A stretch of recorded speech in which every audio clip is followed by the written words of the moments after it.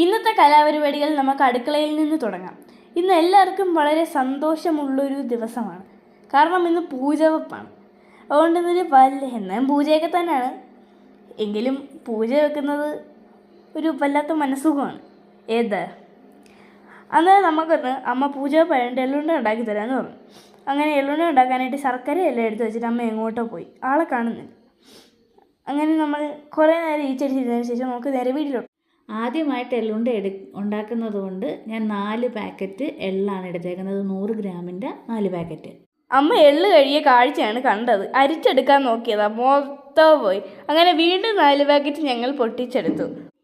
എള്ള് കഴുകിയിട്ട് അത് വെള്ളമില്ലാതെ വെയിലത്ത് വെച്ച് ഉണക്കിയെടുക്കണം. നമ്മൾ വെള്ളം പോയ ഉണക്കിയെടുത്ത എള്ള് ചീനച്ചട്ടിയിലിട്ട് വറുക്കണം. എള്ള് പൊട്ടി തുടങ്ങുമ്പോൾ അത് പാകമായെന്നാണ് കണക്ക്. പിന്നെ നമ്മൾ അത് ഗ്യാസ് ഓഫ് ചെയ്യാം.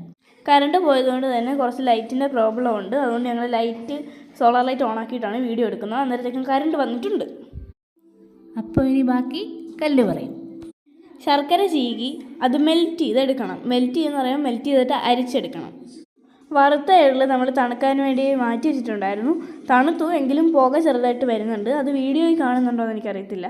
ചെറുതായിട്ട് വരുന്നുണ്ട്, ചെറിയ ചൂട് ഉണ്ട്. അപ്പോഴത്തേക്ക് നമ്മുടെ ശർക്കര മെൽറ്റ് ചെയ്ത് അരിച്ച് അവിടെ അമ്മ വെച്ചിട്ടുണ്ട്. മെൽറ്റ് ചെയ്ത ശർക്കരയിലേക്ക് കുറച്ച് ഏലക്ക വേണമെങ്കിൽ ഇടാം. അത് മറന്നു പോകല്ലേ. അതും ആവശ്യമുണ്ടെങ്കിൽ മാത്രം ഇട്ടാൽ മതി. ഏലക്ക ഇഷ്ടമില്ലാത്തവരാണെങ്കിൽ അതിടണ്ട.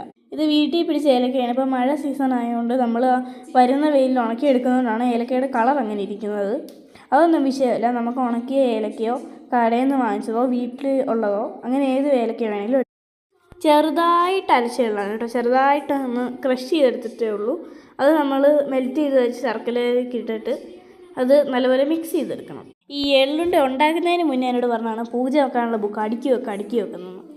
അതുകൊണ്ട് തന്നെ നമുക്ക് വേഗം പോയി അമ്മ ഇളക്കുന്ന സമയം കൊണ്ട് ബുക്ക് അടുക്കിയിട്ട് പോയി ഇതാവും. അങ്ങനെ ഞാൻ മുറിയിലെത്തി. എൻ്റെ അലങ്കോലമായി കിടക്കുന്ന മുറിയെ മനോഹരമാക്കി മാറ്റിയെടുക്കാനായി. അന്നേരത്തേക്ക് ഞാൻ ഒരു വശത്തുനിന്ന് തുടങ്ങിയതാണ്. എവിടുന്ന് തുടങ്ങണമെന്നോ എങ്ങനെ തീർക്കണമെന്നോ എനിക്ക് യാതൊരു വിധ കൺഫ്യൂഷനുമില്ല.